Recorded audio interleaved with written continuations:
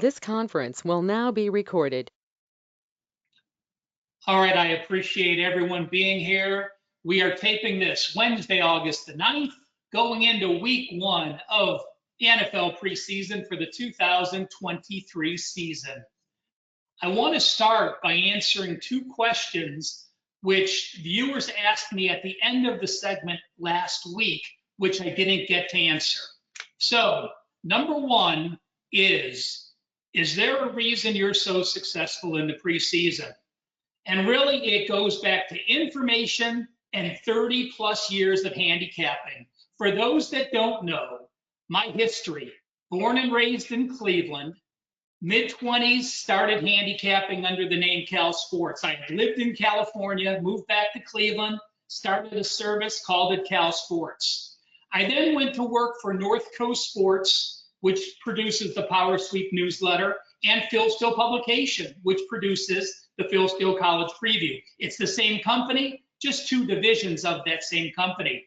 Ended up working there 7 or 8 years, left on my own to do Cal Sports after having great success. And then Phil asked me to come back and run the company.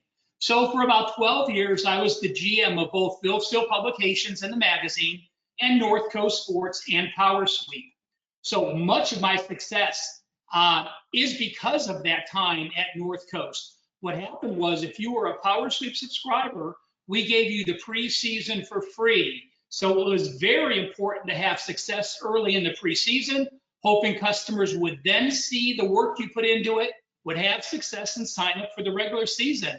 To show you how old school we were back then, this was before the internet, guys. So getting preseason data was vital. We used to have an 800 fax machine with people in every major city that used to fax in the morning newspaper. So we found out who the quarterback rotations were, found out who the starters were, and that's part of the reason of the success. But all those years of handicapping, having been on my own for the last 10 years again, has taught me a lot. Number 1, how to work through coach speak, working through situations on teams off wins and losses, working on home and away situations. So question number 1, a lot of hard work gets you the success where you are. And question number 2 was from Pat S. He said he's been with me for many preseason and wanted to know if you should bet more for preseason than you would in any other sports. The simple answer is no. Your bankroll should be consistent from one sport to the next. For a small percentage of people that are very strict bettors, can stick to their guidelines, I actually do bet more in preseason football and more in college bowls. Why? Because those 2 are much more information driven. If you're putting the work in, or you have a resource that you know is putting the work in, I'm okay betting 1 unit more. I'm not okay doubling your bets. I'm not okay betting 50% more. But for example, in the preseason, when I rate a 4% play, I play it like a 5% play. So if it's a small increment in a very sports-specific situation where you know there's an advantage, it's not just because you're reading the table well and you're on a good run in baseball, you go to a higher unit. But if it is a specific sport, information-driven, where you know there's a slight edge outside of the regular realms of sports betting, then yes, I think that's fine. All right, here's what we're going to do. We're going to go through about 6 topics, not take very long on any of them, just touch bases with you on what I look for in these situations, helping you look into the preseason, and then we will take a quick run at every game on the board, spending just a minute or 2 on what I'm thinking about looking for in the game, notes that I've uncovered, and giving you an idea with where I am going to be on the plays. We've seen I already released 2 plays this week already. That's rarity for me. Rarely do I have 2 plays this early, but we saw the Baltimore play. If you got it when you should have, they were laying 3. I decided to lay the 150. That line is now 6. Incredible value. So after the Hall of Fame game, if you look in the Wager Talk NFL preseason guide, you see I break down the Hall of Fame games, and I break down what teams did the game after. In the 90s, it used to be an automatic play a team after the preseason game, but that's changed. And the team that won the preseason game has gone 2-0 straight up in ATS the last couple years, and 5-2 ATS the last 7 years. The team that has lost the preseason game, like the Jets, has actually gone 0-4 straight up in ATS the week after. Now, I like the Jets this week. Don't know if I'll get there. That's really a trend that's not going to stop me from playing it because it's specific teams in a specific situation. And prior to 2 years ago, we were playing 4 preseason games. So coaches handled those games differently. I think the extra practice those teams get and the extra reps clearly does help those teams that played in preseason games. So despite an 0-4 record in preseason action for the loser, the game after the Hall of Fame game, I still give the Jets half a positive check mark for the extra action on the field. We'll talk about that a little more later. 2 quarterback situations which are very significant and can change the way you handicap a team in the preseason. Burrow getting injured. So why is that important? Well, now you have to look at what Cincinnati's going to do. If Burrow might miss the regular season, then all of a sudden your number 2 quarterback may not be getting reps in the preseason to ensure that you're not going to be down to a number 3. It also means that you're bringing in a quarterback, Reed Stennett, that was signed on July 29th. We are now on August 9th. So while the rest of the people have been in camp since a few weeks earlier, Reed Stennett did have XFL experience, so he did play some ball more recently. But again, he was a quarterback signed 7/29. And while Burrow's injury is important, he wasn't going to play much in the preseason. Cutting a 4th-string quarterback like the Jets did, I think is even more important. Chris Stedler. Part of the reason I like the Jets was Chris Stedler had one of the best preseasons in 2022. Well, he's had one of the worst games I've ever seen this year, and part of the reason the Jets lost to the Browns. Cutting Stedler puts them down to 3 experienced quarterbacks, giving them all more reps in practice, giving them all more reps in games, and people not having to worry about falling back and fighting for that number 3 job. So you cutting a 4th-string quarterback this early in the preseason, a very, very important note in that situation. Quarterbacks. I want to talk about mobile quarterbacks. And if you watched last week's video, I said having a mobile quarterback in a game in the second half can be a very positive thing. Well, the Browns ruled out DTR last week. We saw what he did. He had 30-some yards rushing. The Browns had 4 first downs by penalties. He scrambled on a few plays, extended them, and then once he scrambled, the rush stopped because the defensive line had to wait to make sure he wouldn't scramble.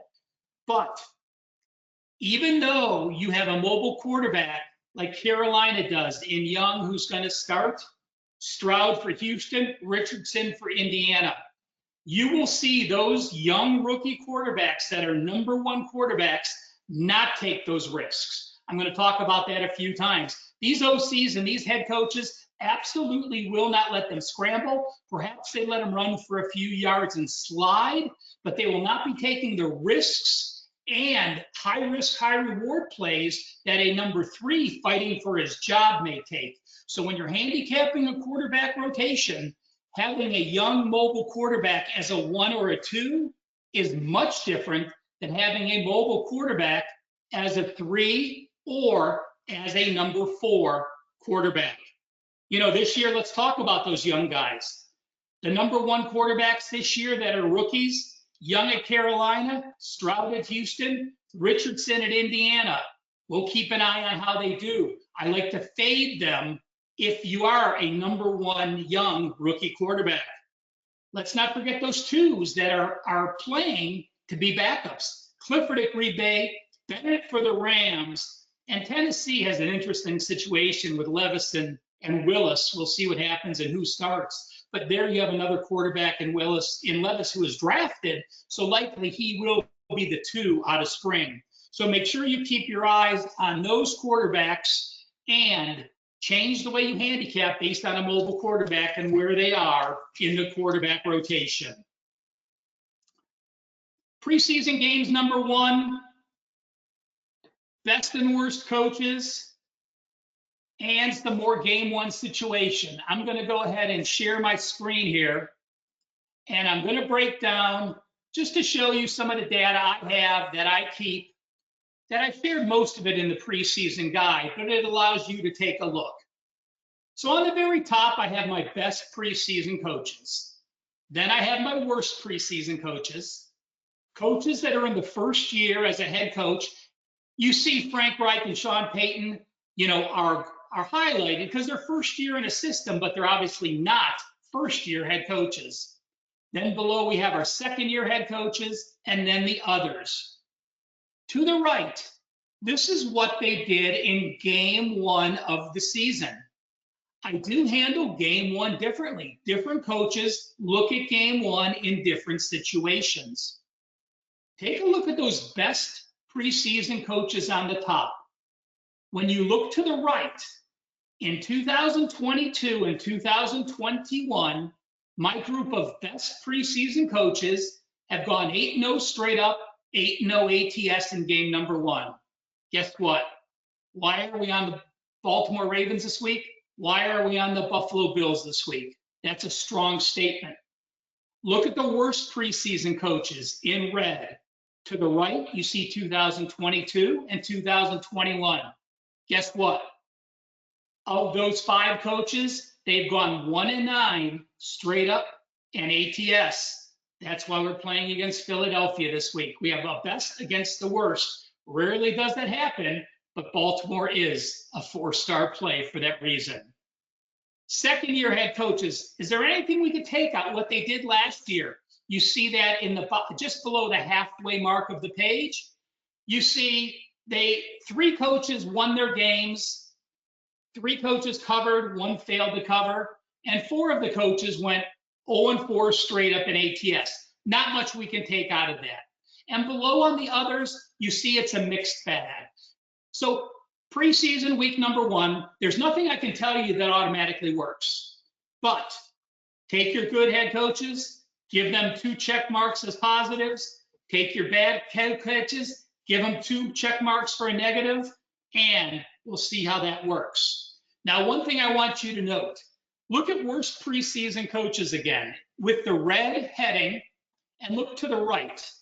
You see 2022, all 5 of my bad coaches went over the total. I do not want you to overreact to that. These last 2 years have been completely bizarre. You remember 3 years ago, there was COVID and there was no preseason. We then went to a 3-game schedule. So the last 2 years have been absolutely unique in preseason handicapping. Last year in week 1, we had 13 overs and 3 unders. 2 years ago, we had 4 overs and 12 unders, almost the exact opposite. So while the data shows us, oh my gosh, look at those second year head coaches, they all went over the total. That was more with the season we had and an anomaly in my mind, and not necessarily a situation of being a first year head coach. Joint practices. Since we went down to 3 preseason games, we're seeing a lot of coaches decide to have joint practices for 2 days prior to their game. Many times you will hear the coach say, these joint practices are more important to me than the games are. So some coaches react differently after joint practices. A player may get hurt, he changes his game plan. So a lot of these games with joint practices now, I won't release a game before the joint practices are played because coaches will then decide how they play their games. So even though there are coaches' patterns, keep a mind on those that have joint practices and how they change. And the last thing I'll say is, when I went through my last 8 years of preseason, almost all of those were point spread plays and not money line plays. Well, in the preseason, there are many more games that get decided by 1 point, 2 point, 3 points because you're not going for a tie. You're usually using a 2-point conversion to get the win, or you're going for 2 to not tie the game. So you win by one or lose by one. Over the last year, in the 3 weeks of preseason, there were 15 games decided by a field goal or less. When I went through my last 8 years and said, had I played the money line instead of laying the point spread, my preseason record would have been 6 percentage points higher. So like I did with Baltimore, if I find a situation where there's a possibility it's going to be a closer scoring game, I am going to play the money line this year instead of laying those points. So you may see a few more of those. Obviously, when we have a dog like Buffalo, we'll grab all the points we can and we'll talk about them. So I am going to show you some of my notes. It's hard to read, but I basically do this for every game. I take the boxes from my preseason guide, put them on a page, put my notes for coaches, quarterbacks, home away, previous game, game plan, transitions, intangibles, injuries, start getting check marks and minuses. And that's how I break down preseason games. Yes, I'm old school. Yes, I could type it into the computer, but I love writing my notes next to it, being able to draw attention with highlighters to where I want them. And one trap that many people, new handicappers, this doesn't only apply to preseason, but any sport. When you're writing your notes down for a game, make sure you do not overemphasize the latest bit of information. Have you ever done this? It's Friday. You're finishing your college football card for Saturday. You read a paper about several injuries to this team, and all of a sudden you think, oh, I'm going to fade that team, and you bet against them. But when you go back and you look at your notes, you forgot that at the beginning of the week, the other team has injuries on the defensive line as well. But you overreact to the latest information or the breaking news and putting too much emphasis on that, instead of at the end of the process, looking at all your data from your notes previous to the game week started to what you read this week, and then make your determination. How many positives, how many negatives, how strong are those positives, how weak are those negatives, to decide if it's enough to decipher to make a play. Do I have the matchup abilities? Do I have the line value? Is there a situation I favor? Do I have a revenge angle? So all of those things go into play. So I'm going to share my screen for most of the rest of the time. You won't have to look at my ugly mug. And I'm going to break down, we're going to go in rotation. So I'm basically going to go through the rotation this week. I'm not going to do a deep dive on the games. We're basically going to just show you the main bits of information that I look at. So New England at Houston. A couple days ago, this game was picked. Houston is now 3.5 and 37.5. Do I agree with that line move? Absolutely.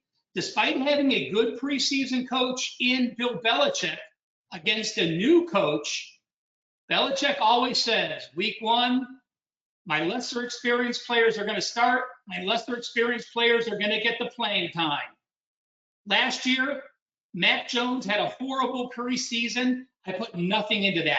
Matt Patricia used to be the DC, was calling offensive plays. It was horrible. Patricia did not let Jones change plays at the line of scrimmage. Bill O'Brien will completely change the way Mac Jones has played. He has told him he has completely blossomed. Now, Mac Jones has not been listed as the #1 quarterback yet, but in preseason, he has completed 68% of his passes, while Zappe has only completed 58.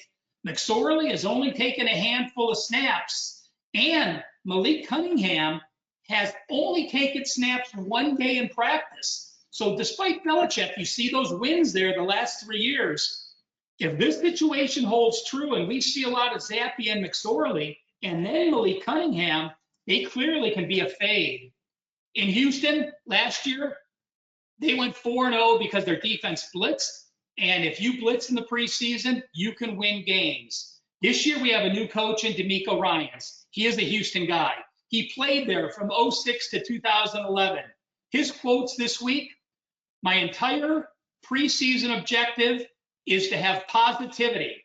I want the people of H-Town to be proud of this team. That to me is a positive going into preseason. The type of game that you want to win on NFL Network this Thursday against New England. Now, The quarterback situation, Stroud is going to start. He took the #1 reps on Friday and Saturday. The problem with backing Houston in this role is David Mills, the #2, has actually played very poorly. There's a chance he gets bumped. #3, Case Keenum, the Houston kid, has been a fan favorite. He's actually started taking #2 reps. So we might have a traditional battle, between the #2 and #3 quarterbacks with Houston. Lean Houston, but as the 3.5-point favorite on the road against a good quarterback, coach, no way I'll get there. Game #2, Seattle and Minnesota. Seattle was 2.5 points a couple days ago. They're now 4.5 with a total of 35. We have a bad head coach against a bad head coach. Only way I'm going to look in this game is the under. Minnesota last year went 0-3 straight up. And forgive me 1 second, I will get to that page. There you go. Minnesota last year, 0-3 straight up in ATS under O'Connell. Their offensive points per game were number 28 in the league. Their yards per game, number 25.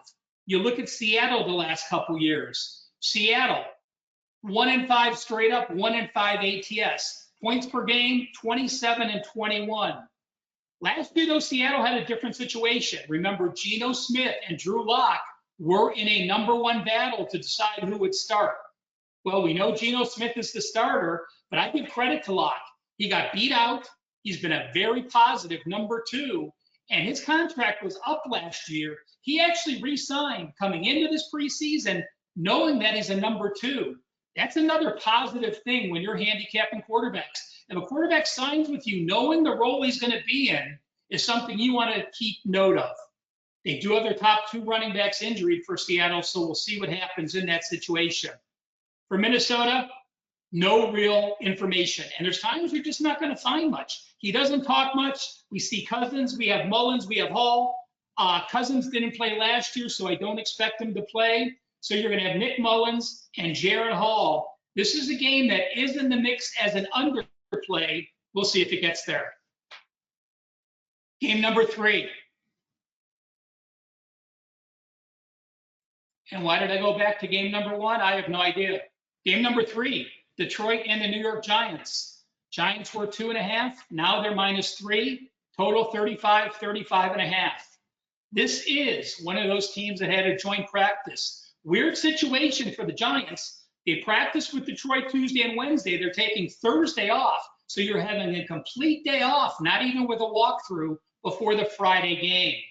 Detroit, by the way, also will have practices with Jacksonville next week. Detroit, I have a bad head coach versus a good coach with a question mark. I say that because we have 1 year in our belt, and the Giants last year were very positive, but we'll see what happens with that. When you're in your first year, you don't get considered a good coach. You get a good coach with a question mark in my book. Detroit, Jared Goff had a good season. People have high expectations of him, but Detroit did not say your job is 100% safe. We're expecting to go into the season with Sudfeld and Hooker, but what happens? Just a couple days ago, they signed Bridgewater. So you now have Teddy Bridgewater, who has no practice, learning a new system, that if Goff gets injured, they have to get him ready. So will they give him a lot of reps to get ready to be the #2? Or will they just see if he can get ready in practice, being a veteran of as many years as we have? So we'll see what happens. Campbell did say this, the Detroit head coach. The joint practices served my team well enough for me to leave my starters out on Friday. So we know he is not going to play starters against the Giants. Dabble said no comments. We're going to talk about it tonight and see what's happened. Dabble did say, I love joint practices as much as games. Jones for New York, Daniel Jones. Again, you have a fifth-year guy who has played 53 starts for the Giants. You know he's entrenched in the job, but he's played poorly. He went 5 of 12 in the 11-on-11 joint practices, 6 and 7 on the 7 of 7s. That's a point you want to bring up as well. When you're looking and reading on how quarterbacks do, quarterbacks can look great in the preseason and look like crap when they're up against live competition. 7 and 7s, there is no rush. It is not a legitimate practice number. So don't be over impressed with quarterback stats when you're looking at 7-7 numbers. So we'll see what Dabble says. Giants laying 3, likely not to do it, especially with the day off. It's a weird dynamic for them. Their next 2 games are at home. We'll see what happens. But Detroit's stat profile, they were 25 and 24 points per game on offense the last couple years. They did move the ball last year, but they were -4 turnovers. So lean the Giants. Only way I would go, because I know I wouldn't go with Detroit, but that's one where we're waiting for more information. Tampa Bay and Pittsburgh, game number 4. Bad coach against a very good coach. So you know there's only one situation I'm going to go to, and it's on Pittsburgh. Tampa Bay has 28 rookies likely to play on Friday. 20 of them are undrafted free agents. And Bowles, the head coach, said, folks, I love giving UFAs a legitimate shot to make the team. Bowles back in 1986 was a UFA, and he actually made the team playing in 2 preseason games on special teams and became a starter. But this is one of the most important quotes, and I'm just going to pull off the screen for 1 second just so you guys can see how important I think this is. 2 quotes this week that have probably been among the strongest preseason quotes I have heard in 10 years. Tomlin said, everyone that is healthy will play, including all my starters. How much is to be determined. But I respect different approaches. But in general, if we're going to box, we're going to spar. He has had, in game 1 of the regular season, he has only lost 1 game since 2015. He talks about how playing his starters in preseason, he has played his week 1 starters more than any other team in the NFL the last 2 years during preseason. So what you do is you take all the minutes played in preseason, you look at how much those guys played, you look at who starts game 1, Pittsburgh at the absolute top of that list. And then we also look, one of the best quarterback rotations you have. Kenny Pickett expects to play and start. You then have Trubisky, Rudolph. Those 2 players, 65 starts, 15 starts at Pittsburgh. They're in their 2nd and 4th year here. We'll see how much Tanner Morgan gets into the mix. Pittsburgh clearly a possibility to be a play. They opened -1.5. They're still -2.5. I'm deciding whether to fire on them yet.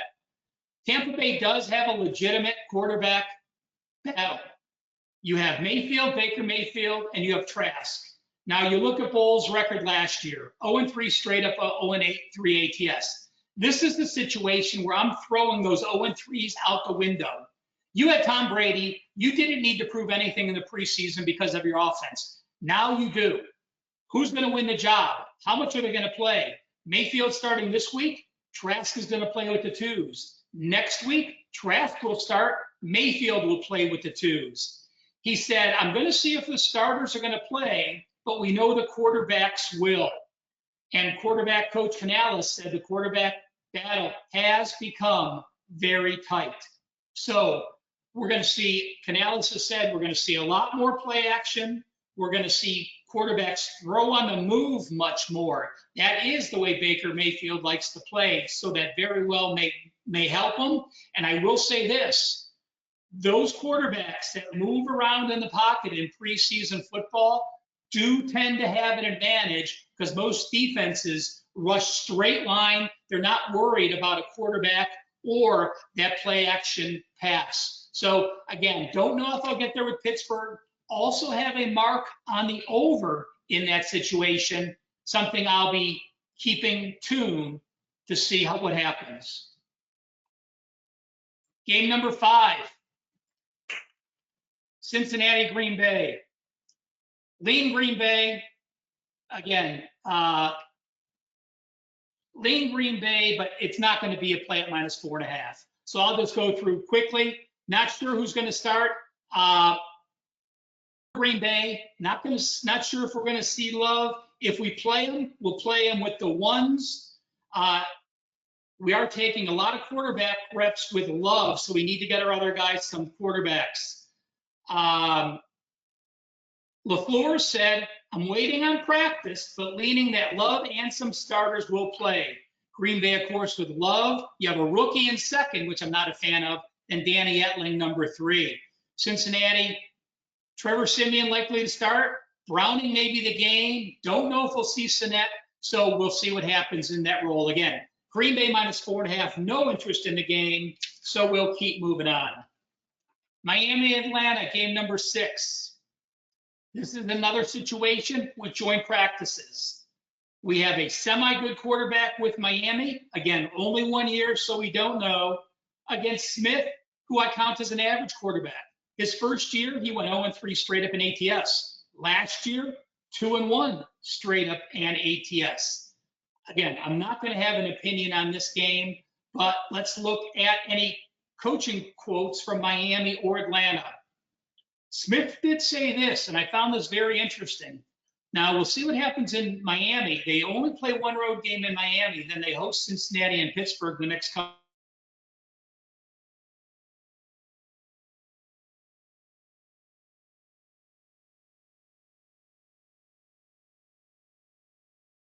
Weeks. This is the most fun I've ever had coaching in the NFL.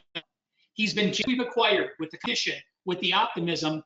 It is absolutely something I'm looking forward of. So we'll see if he tries to get that positivity early. This is a coach that could run the table and have a great preseason.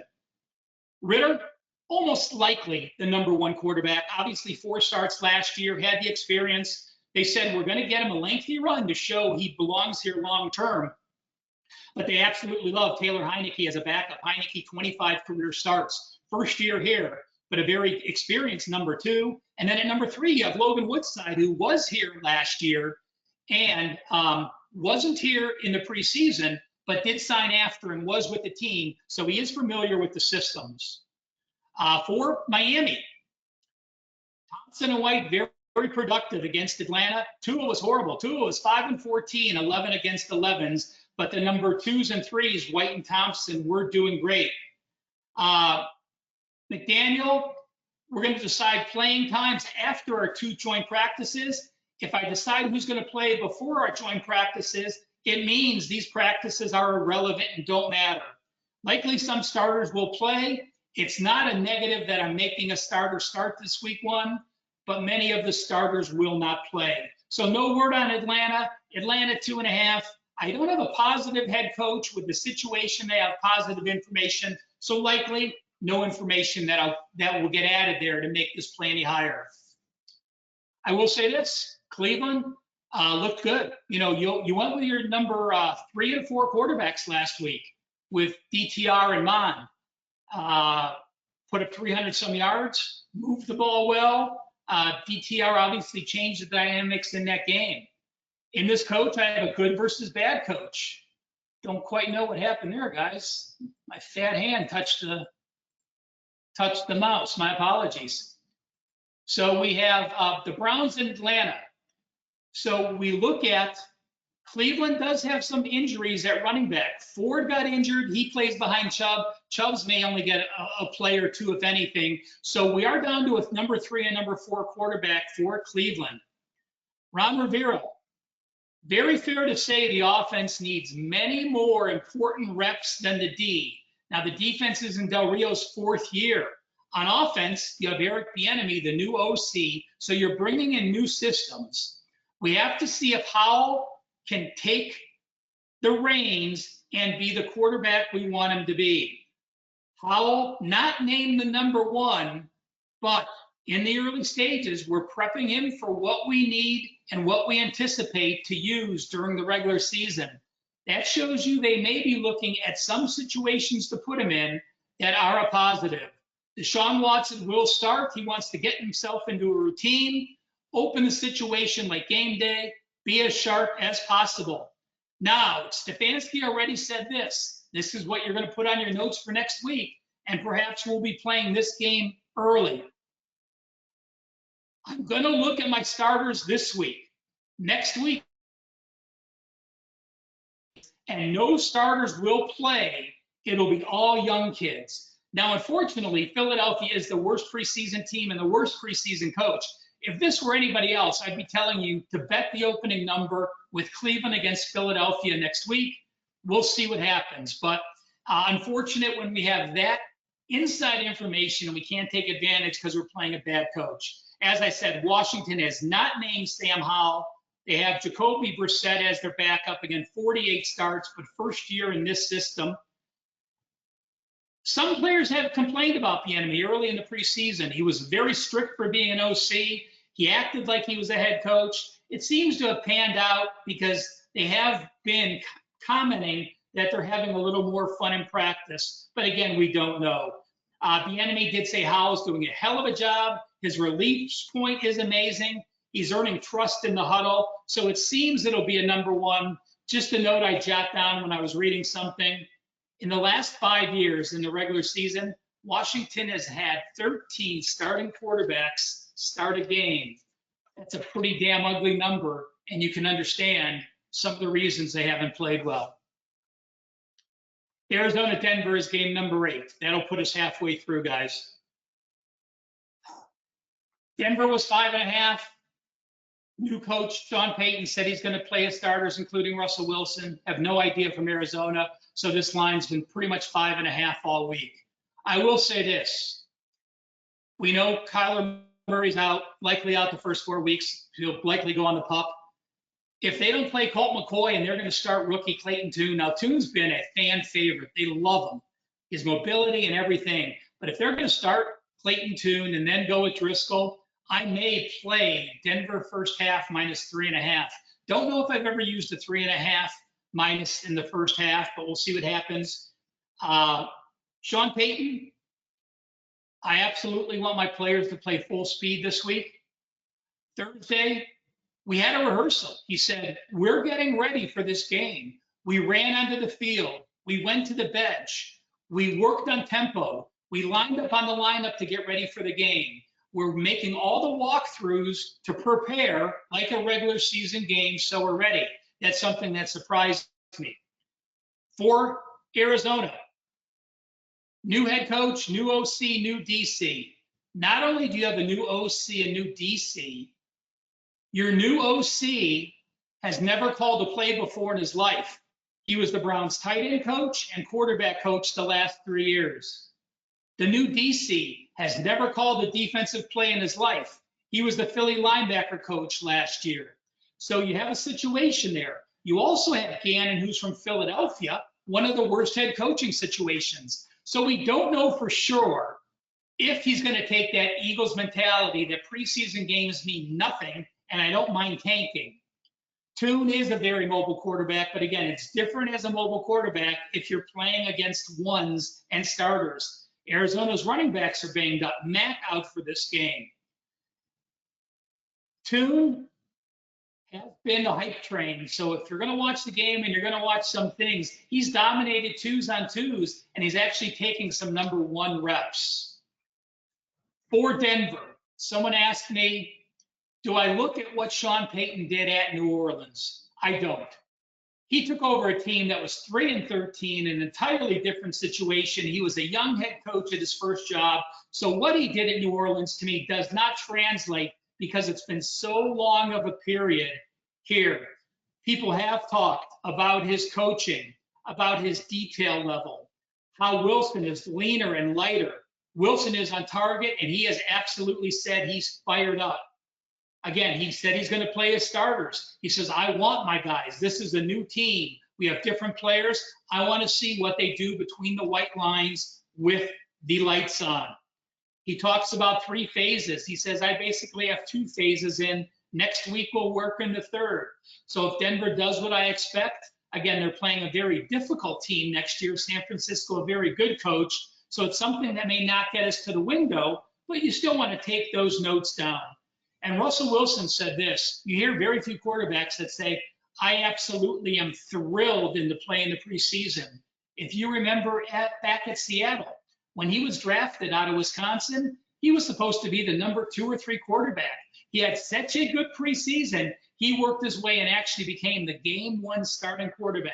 So he's a fan of the preseason. He loves working with the guys. Behind Russell Wilson, we have Jarrett Stidham, who's in his first year here,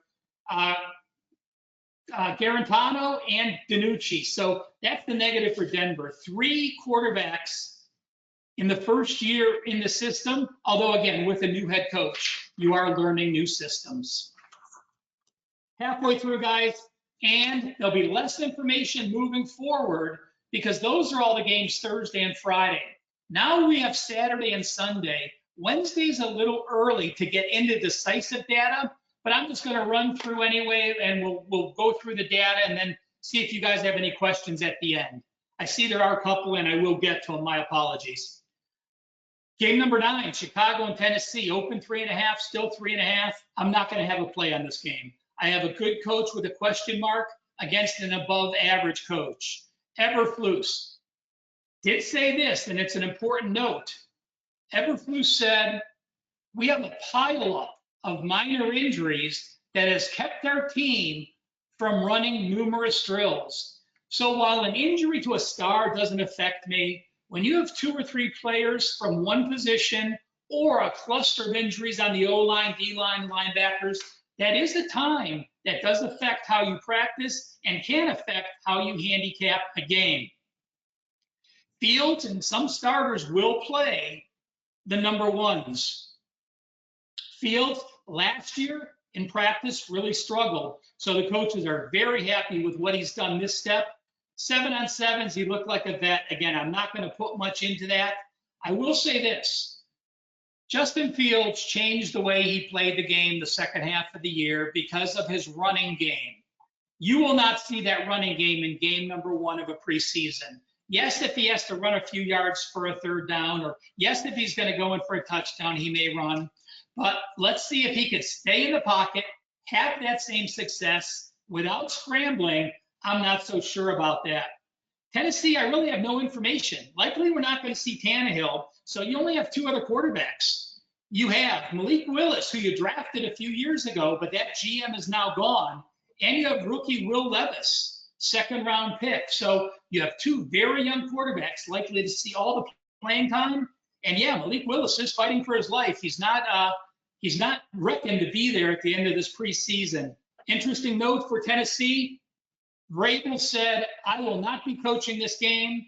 He's letting his assistant head coach, Tara Williams, handle all head coaching duties, from the lineups to deciding they're going to talk about the playing time to calling the plays. And I thought it was very neat of Vrabel to do that. Some coaches have let OCs, call plays, or quarterback coaches call plays, but he said it's good for a young assistant. If it helps him get a job in the future, that's how much I believe in this guy. So don't really know what to expect with Terrell Williams calling the plays. We'll see what happens. We'll make a note and see if we learn anything from it. Buffalo and Indy, obviously you guys know I'm on Buffalo already. Josh Allen likely not going to play, so we have Kyle Allen and Matt Barkley. Indy going to use Richardson. Again, I'm not afraid of playing against a mobile quarterback who's going to start. They're telling them you got to protect yourself. Cooter, the OC, said if you're going to run, you be very, very, very careful. Wednesday, Indy is off. Practice, a light practice Thursday. Fly to Buffalo Friday. So they got a few days with no real contact. Richardson has looked good, guys. With first-team reps, he was 6 of 8. And then second-team reps on Saturday had another good day. So he has played well. Now, nothing wrong with Indy's quarterback rotation. Minshew played well for Philly last year. Sam Ehlinger had a great preseason last year, 83%. You see there with a 4-0 ratio, but he was sacked 5 times. So it is a true quarterback battle. Richardson really solid for Philly, but you're giving me the second best head coach who has lost 1 game in the last 3 seasons plus a game, and that game was a game he absolutely did not care about. And I have Kyle Allen and Matt Barkley, so obviously a play. It did come down half a point. We released it at 5.5. It's down to 5. Something I like. I did actually play the money line as well. So we'll go from there. Carolina and the Jets. I like the Jets. I like the over. Don't know if I'll get to either of them. I have a new head coach in Carolina against a good head coach. We're talking about joint practices again. So, Jets head coach said Wednesday was our heaviest practice of the entire season. I watched the transcripts right before the game here. So he talked about how hard they had to work today. Again, I mentioned cutting Strevler is a huge advantage for this Jets team. For Carolina, a mobile quarterback in Young, number one. He will play. Some starters will play. I do find it interesting when you have joint practices and the opposite head coach gives you a compliment, that gives me much more credence to write that in. Young did look good. They talked about how well he played. Rodgers also commented on him, how well he played in that mixed season.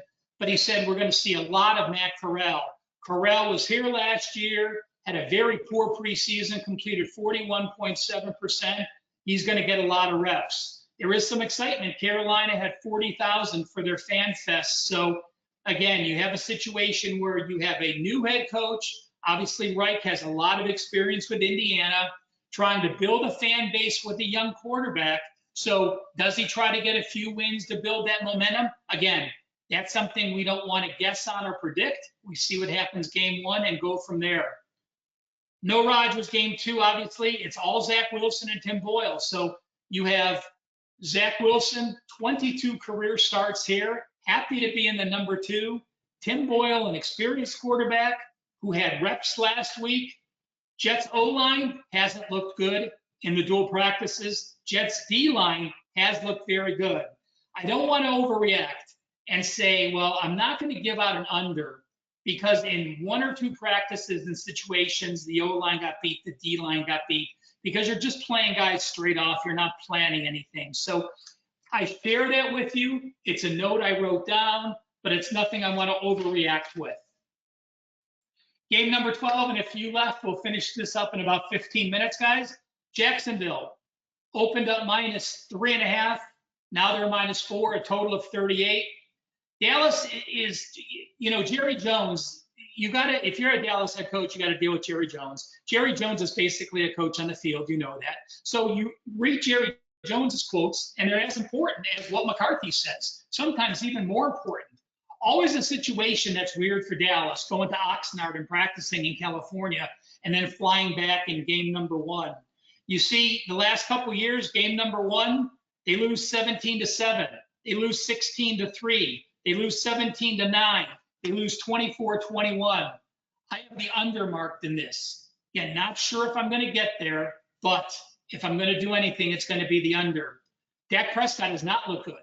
All we heard about is how Dak Prescott's going to stop his interceptions. He's going to throw fewer interceptions. He threw 4 interceptions in yesterday's practice. Jerry Jones, they asked, Jerry, what's your quarterbacks look like? Well, Cooper Rush is really looking good. Dak Prescott looked like crap. So if your owner's telling you that, it's something that you have to mark down. Does that affect Prescott's preseason look? Is there a chance Cooper Rush can take him over? That's not going to happen. But if that's in Dak Prescott's mind, we'll see what happens. Prescott has not played. You see the last couple of preseasons, he was injured one of them, but Dallas rarely plays their starters. Do they play Prescott to perhaps get him a few reps? We'll see what happens in that role.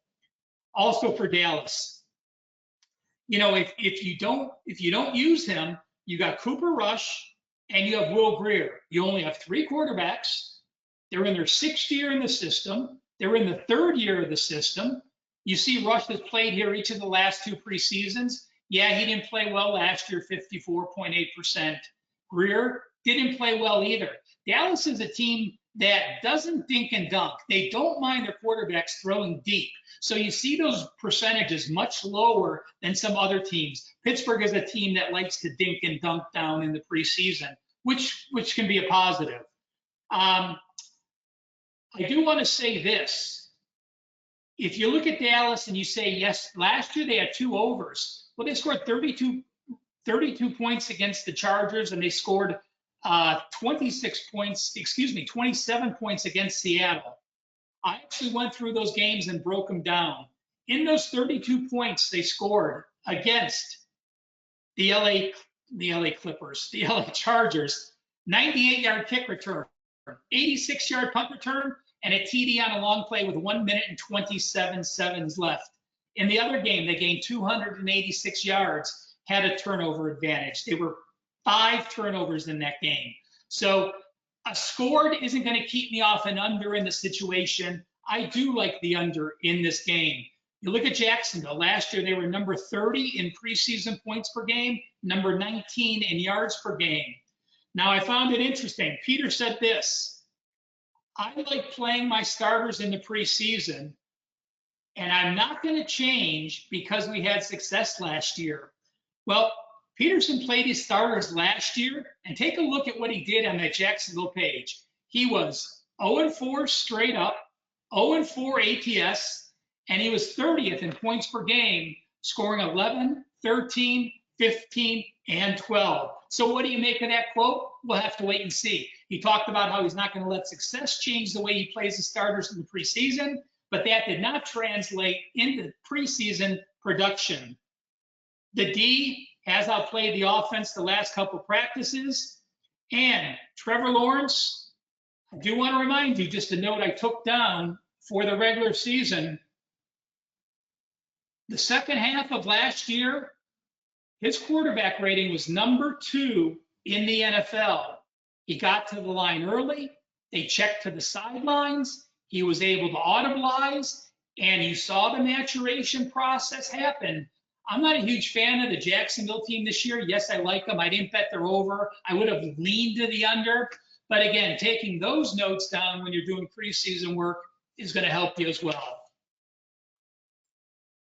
13, Baltimore, Philly. Not much we have to talk about here. Best head preseason coach, worst head preseason coach.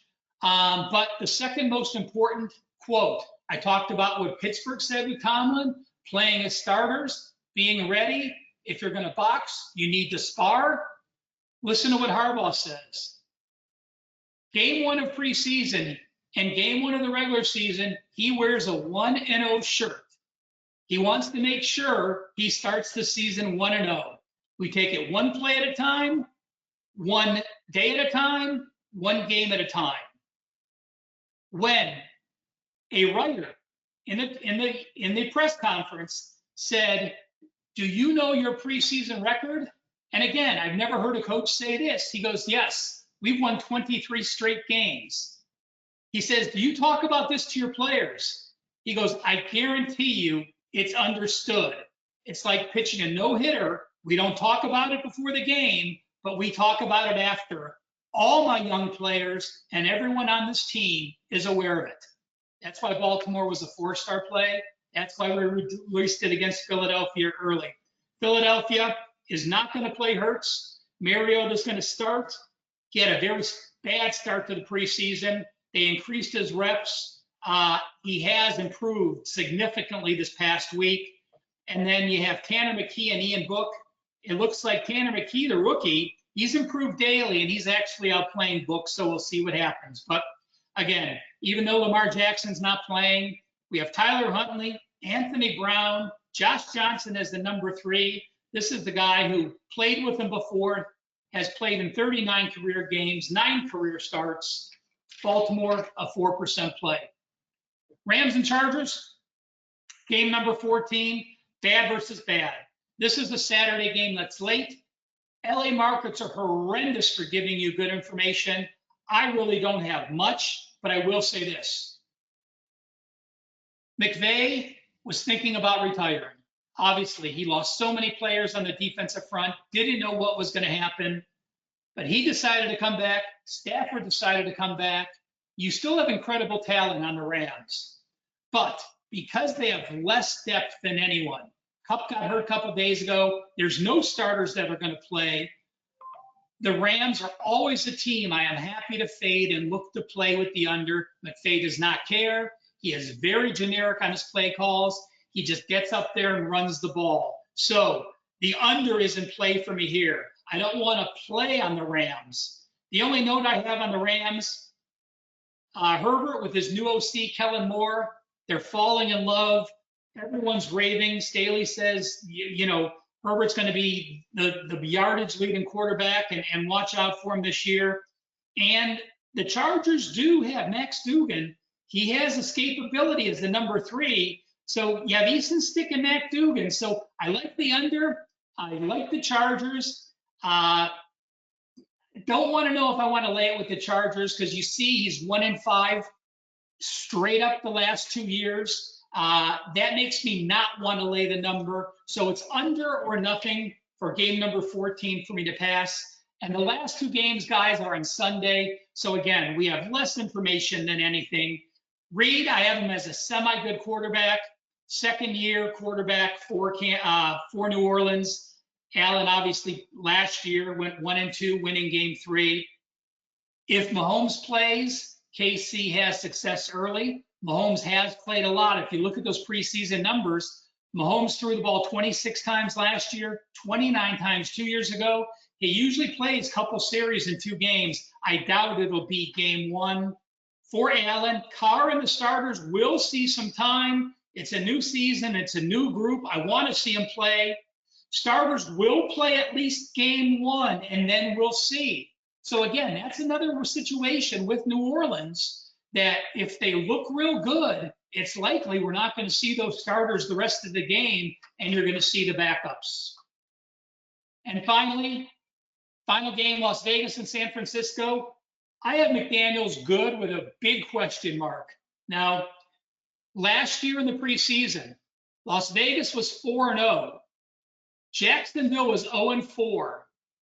If you looked at yards per game, Las Vegas was plus 1.8 yards per game in the preseason. Jacksonville was minus 1.8 yards per game. Basically identical, yet one team went 4-0 and one team went 0-4. Las Vegas was plus 5 turnovers. That's the reason. Last year, San Francisco, a good team, but they were minus 6 turnovers. That is the biggest discrepancy I've seen from 2 teams playing each other. For San Francisco, no Purdy, but they have said he is absolutely our number 1 guy. Trey Lance, playing for a job. He wants to get traded. He wants to be a number 1 somewhere. Him having a good season is very important. Sam Darnold, the number 3. Brandon Allen, maybe the best number 4. Their OC said Brandon Allen is better than most teams' number 2 quarterbacks. So San Francisco laying 4.5. Don't know if I'll get there with them. Have no real information on Las Vegas, but clearly a lean with San Fran.